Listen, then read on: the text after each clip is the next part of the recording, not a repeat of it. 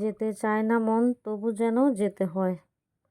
তো দেখো আমরা রেডি হয়ে কালকে বিকেলে বাবার বাড়িতে গিয়েছিলাম।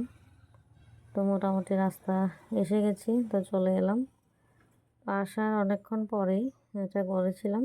তো সবাই মিলে কেউ ঠান্ডা খাচ্ছে, কেউ পান খাচ্ছে। তো খাওয়ার পর্ব চলছে এখন।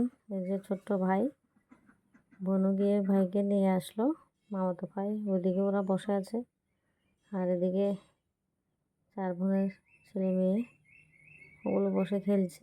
দিদিকে ছাড়া আমরা এবারে প্রথম 4 বোন একসঙ্গে গিয়েছি।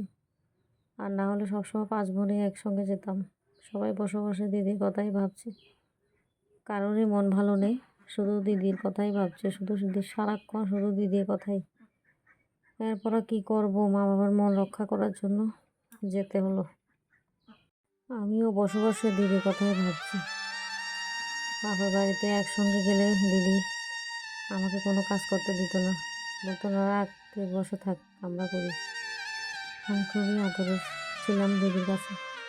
কোথায় যেন চলে গেল আমার দিদিটা, খুবই মিস করছি দিদি। তো এবার হচ্ছে জামাইদের খাওয়ার পালা। প্রথমে ওরা খেতে বসেছে। ওদেরকে বলা হয়েছিল ডাইনিং টেবিলে বসার জন্য, ওরা বলছে যে না, সবাই একসঙ্গে যখন বসবো নিচে বসে খাবো। আর ওদিকে ওরা বসে আছে কখন খাবে। দেখো সবাই অপেক্ষাতে আছে। বাবারও কিন্তু মন ভালো নেই, সবাই এলো, বড় মেয়ে তো এবার আর আসলো না। সত্যি বলছি, দিদিকে হারিয়ে আমরা খুবই কষ্ট পাচ্ছি।